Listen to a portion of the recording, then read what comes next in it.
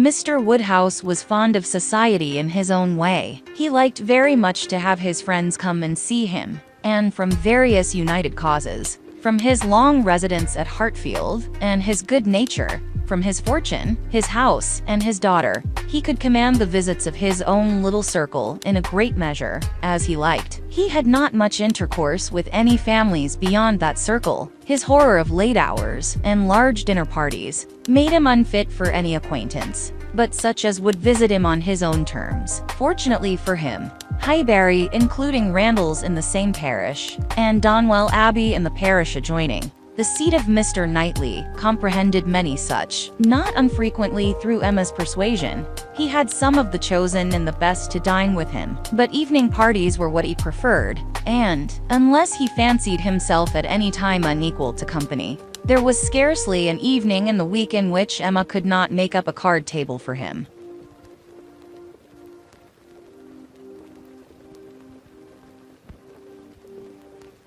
Real, long-standing regard brought the Westons and Mr. Knightley, and by Mr. Elton, a young man living alone without liking it, the privilege of exchanging any vacant evening of his own blank solitude for the elegancies and society of Mr. Woodhouse's drawing-room, and the smiles of his lovely daughter, was in no danger of being thrown away. After these came a second set, among the most come at able of whom were Mrs. and Miss Bates, and Mrs. Goddard, three ladies almost always at the service of an invitation from Hartfield, and who were fetched and carried home so often that Mr. Woodhouse thought it no hardship for either James or the horses. Had it taken place only once a year, it would have been a grievance. Mrs. Bates, the widow of a former vicar of Highbury, was a very old lady, almost past everything but tea and quadrille. She lived with her single daughter in a very small way, and was considered with all the regard and respect which a harmless old lady, under such untoward circumstances, can excite. Her daughter enjoyed a most uncommon degree of popularity for a woman neither young, handsome, rich nor married. Miss Bates stood in the very worst predicament in the world for having much of the public favor, and she had no intellectual superiority to make atonement to herself, or frighten those who might hate her into outward respect.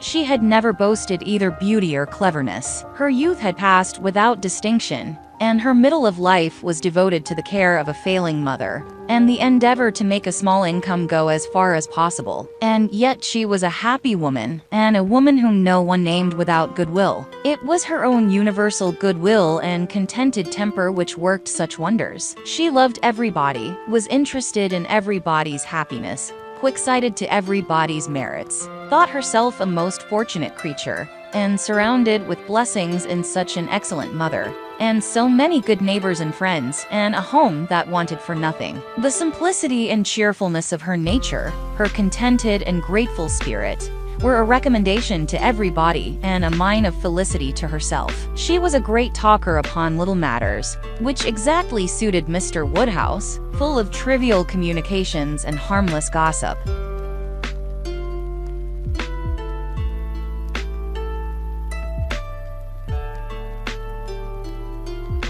Mrs. Goddard was the mistress of a school, not of a seminary, or an establishment, or anything which professed, in long sentences of refined nonsense, to combine liberal acquirements with elegant morality, upon new principles and new systems, in where young ladies for enormous pay might be screwed out of health and into vanity, but a real, honest, old-fashioned boarding school, where a reasonable quantity of accomplishments were sold at a reasonable price, and where girls might be sent to be out of the way and scramble themselves into a little education, without any danger of coming back prodigies. Mrs. Goddard's school was in high repute, and very deservedly, for Highbury was reckoned a particularly healthy spot. She had an ample house and garden, gave the children plenty of wholesome food, let them run about a great deal in the summer, and in winter, dressed their chilblains with her own hands. It was no wonder that a train of 20 young couple now walked after her to church. She was a plain,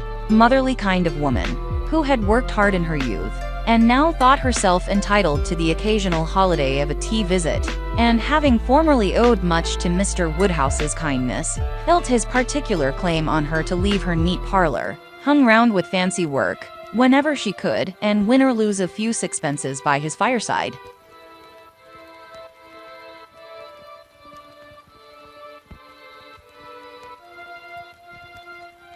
These were the ladies whom Emma found herself very frequently able to collect, and happy was she, for her father's sake, in the power, though as far as she was herself concerned, it was no remedy for the absence of Mrs. Weston. She was delighted to see her father look comfortable, and very much pleased with herself for contriving things so well. But the quiet prosings of 3 such women made her feel that every evening so spent was indeed one of the long evenings she had fearfully anticipated. As she sat one morning, looking forward to exactly such a close of the present day, a note was brought from Mrs. Goddard, requesting, in most respectful terms, to be allowed to bring Miss Smith with her, a most welcome request, for Miss Smith was a girl of 17, whom Emma knew very well by sight, and had long felt an interest in, on account of her beauty. A very gracious invitation was returned, and the evening no longer dreaded by the fair mistress of the mansion. Harriet Smith was the natural daughter of somebody. Somebody had placed her, several years back, at Mrs. Goddard's school, and somebody had lately raised her from the condition of scholar to that of parlor boarder. This was all that was generally known of her history. She had no visible friends, but what had been acquired at Highbury, and was now just returned from a long visit in the country to some young ladies, who had been at school there with her.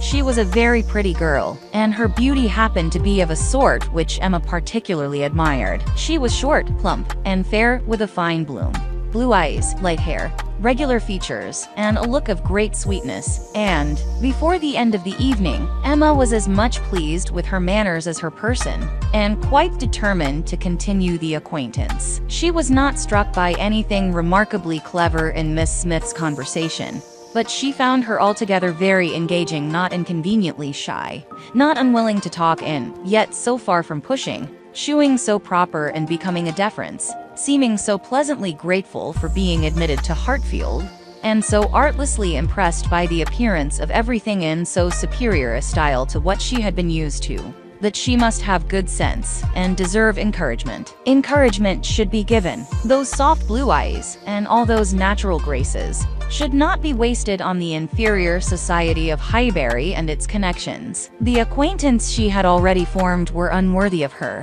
The friends from whom she had just parted, though very good sort of people, must be doing her harm.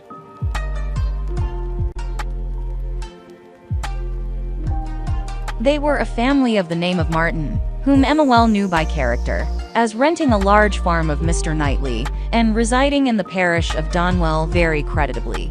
She believed she knew Mr. Knightley thought highly of them, but they must be coarse and unpolished, and very unfit to be the intimates of a girl who wanted only a little more knowledge and elegance to be quite perfect. She would notice her, she would improve her, she would detach her from her bad acquaintance, and introduce her into good society. She would form her opinions and her manners. It would be an interesting, and certainly a very kind undertaking, highly becoming her own situation in life, her leisure and powers. She was so busy in admiring those soft blue eyes, in talking and listening, and forming all these schemes in the in-betweens, that the evening flew away at a very unusual rate, and the supper table, which always closed such parties, and for which she had been used to sit and watch the due time, was all set out and ready, and moved forwards to the fire, before she was aware, with an alacrity beyond the common impulse of a spirit which yet was never indifferent to the credit of doing everything well and attentively,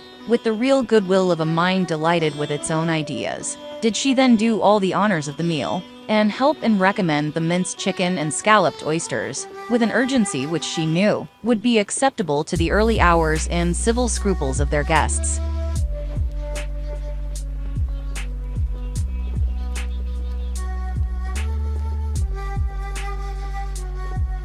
Upon such occasions poor Mr. Woodhouse's feelings were in sad warfare. He loved to have the cloth laid, because it had been the fashion of his youth, but his conviction of suppers being very unwholesome made him rather sorry to see anything put on it, and while his hospitality would have welcomed his visitors to everything, His care for their health made him grieve that they would eat such another small basin of thin gruel as his own was all that he could, with thorough self-approbation, recommend, though he might constrain himself, while the ladies were comfortably clearing the nicer things, to say, "Mrs. Bates, let me propose your venturing on one of these eggs. An egg boiled very soft is not unwholesome. Cyril understands boiling an egg better than anybody. I would not recommend an egg boiled by anybody else. But you need not be afraid. They are very small. You see, one of our small eggs will not hurt you. Miss Bates, let Emma help you to a little bit of tart, a very little bit."